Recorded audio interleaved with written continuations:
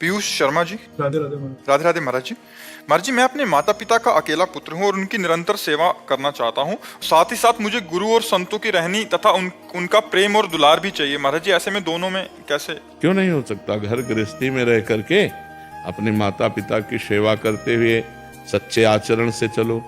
गृहस्थी में रहते हुए केवल अपनी पत्नी से प्रेम करो, काम भाव किसी दूसरी स्त्री से न करो, कोई नशा न करो, किसी की चोरी हिंसा न करो। बढ़िया महात्मा हो, घर में रहते हुए महात्मा हो। महात्मा का मतलब केवल लाल पीला कपड़ा पहन लेना ही थोड़ी होता है, आचरण होते हैं। अगर आचरण नहीं है तो कालनेम ही है। कालनेम ने भी तो साधु रूप धारण किया। जिसके जीवन में आचरण सही नहीं है, जिसका उद्देश्य सही नहीं है, जो पवित्र नहीं है, तो फायदा क्या?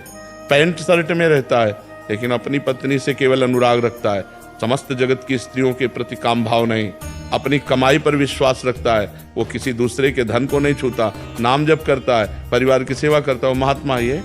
वो महात्मा ही है, गृहस्थ में रहते हुए वो महात्मा है। और महाराज जी, साधु संतों का सेवा करने के लिए धाम आदि आना पड़ेगा या जैसे भी कर? अब तो साधु संत मिलना बहुत कठिन है। पहले तो गांव में भ्रमण करते हुए आ भी जाते थे। अब तो ऐसा कलिकाल चल पड़ा है कि साधु महात्माओं को लोग मार डालते हैं। नहीं, वो पालघर में नहीं मार डाला था कि चोर बच्चा चोर करके मार डाला 3 लोगों को। तो भ्रमण लायक तो समय नहीं रह गया। अपने लोग तो गंगा किनारे भ्रमण करते रहे, पूरा जीवन व्यतीत हो गया। लेकिन अब समय नहीं रह गया है कि कोई जवान साधु अकेले घूम रहा है, किसी गांव में भिक्षा मांग रहा है, ऐसा। तो साधु संतों की सेवा कैसे की जाए महाराज जी? इसका जब भाव शास्त्रों में वर्णित आता है, गुरुजनों के श्रीमुख से सुनते हैं, तो भाव होता है। कभी यदि अर्थ बढ़े तो पुरियों में, धामों में संत जन निवास करते हैं, जाए उनको भोजन पवा दे, वस्त्र आदि की सेवा कर दे। क्योंकि अब संत मिलना भी तो कठिन है। संत मिल जाए तो है, नहीं तो संत मिलना कठिन बात है। जिसने भगवान के चरणारविंद में अपनी चित्तवृत्ति जोड़ ली, समस्त कामनाएं शांत हो गई, जो ब्रह्मभूता प्रसन्नात्मा न शोचति न कांक्षति, ऐसे एक संत का सेवन हो जाए ना तो लाखों भंडारे के बराबर है। एक संत का वो एक टुकड़ा पाड़े तो लाखों भंडारे का पुण्य एक तरफ, और ऐसे संत का पाना एक तरफ। तो वो एक कांट ढूंढे महाराज जी। भगवान मिलाएंगे। बिनु हरि कृपा मिले नहीं संता, अब मोहि भाव भरोस हनुमंता।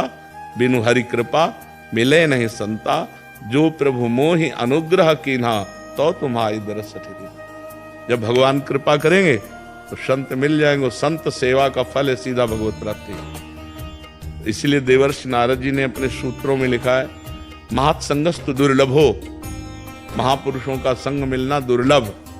फिर लिखा अगम्यो, उनका निर्वाह कर पाना कठिन।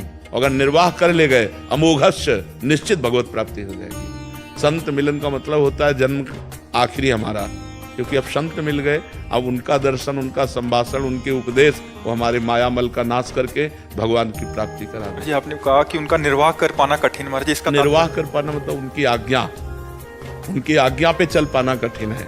अब जैसे कोई संत मिले, आज के बाद तुम शराब नहीं पियोगे, मांस नहीं खाओगे, पराई स्त्री की तरफ गंदी दृष्टि नहीं रखोगे, आप दूसरे का धन अपहरण नहीं करोगे, अब ये बात मान लो, तो मानना कठिन है। संतों की आज्ञा पर चलना कठिन है, और यदि चल गए तो आनंद ही आनंद है। संत मिलना बहुत कठिन है। धन के लिए, सम्मान के लिए, भोजन के लिए, वस्त्र के लिए तो लाखों मिल जाएंगे, लेकिन भगवान के लिए जिन्होंने जीवन अर्पित किया है वो मिलना कठिन है।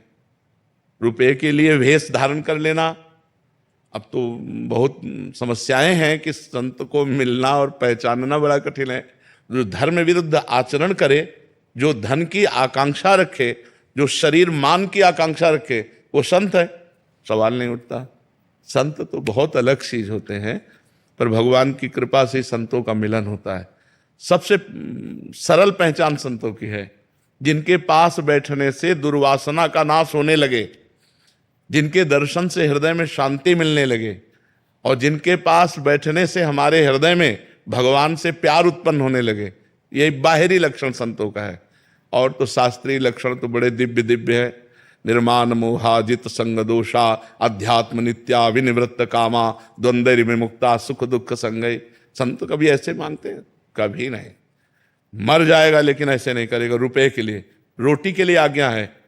भिक्षान्नम औषधम, शास्त्रों में आदेश किया गया है। क्षुद्र व्याधिस चिकित्सताम, क्षुधा रूपी व्याधि की चिकित्सा के लिए बैरागी संत 5 घरों में दरवाजे के बाहर से एक एक रोटी मांगकर अपने उदर का पोषण करे, इतना तो आदेश है। लेकिन रुपया के लिए हाथ पसार दे, ये हमारे सिद्धांत में, संतों के सिद्धांत में नहीं। और यदि ऐसा है तो वो संत नहीं है। अध्यात्म कभी बिकता नहीं, और जो बिकता है वो अध्यात्म होता नहीं, अध्यात्म का नाटक होता है। कभी ऐसा नहीं। 88 हजार ऋषि एक साथ बैठ करके कथा सुन रहे हैं। श्री सूत जी कथा सुना रहे हैं, शौनक जी 88,000 ऋषि बैठ करके सुन रहे हैं, सबका भरण पोषण हो रहा। सब कहीं कोई याचना शब्द नहीं रखा गया, कहीं अध्यात्म में कहीं याचना शब्द नहीं रखा गया। हाँ, गुरुकुल में भर्ती हुए, गुरुकुल की पूरी शिक्षा हो गई। अब गुरु दक्षिणा के लिए उन्होंने गुरु से प्रार्थना की, गुरु जी ने जो आदेश कर दिया उसका पालन किया। आदेश ही गुरु दक्षिणा होती थी।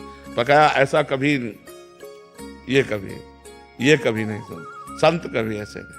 अगर ऐसे है तो कच्चाई पे है, सच्चाई पे नहीं। सच्चाई पे जो होता है लुटता है वैभव उसके चरणों में, क्योंकि महावैभवपति भगवान का चित्त में चिंतन कर रहा है। चाहे वो भिक्षा मांगते हुए नजर आवे, चाहे वो राजा महाराजा की तरह रह रहा हो, दोनों में समान। अम्बरीश जी चक्रवर्ती सम्राट हैं और महान भगवान के भक्त हैं। ज्ञानियों में श्री सुखदेव जी के गुरु हैं जनक जी, और राजा हैं। तो ये नहीं है कि वो केवल भिक्षुक रूप में ही हो, वो एक राजा रूप में भी परम ज्ञानी महात्मा हो सकता है, और भिक्षुक रूप में भी कपट हो सकता है। इसलिए भगवान मिलावे तो संत मिलन हुए, नहीं तो संत मिलन अति दुर्लभ। जैसे धाम की महिमा सुनते हैं, संतों की महिमा सुनते हैं,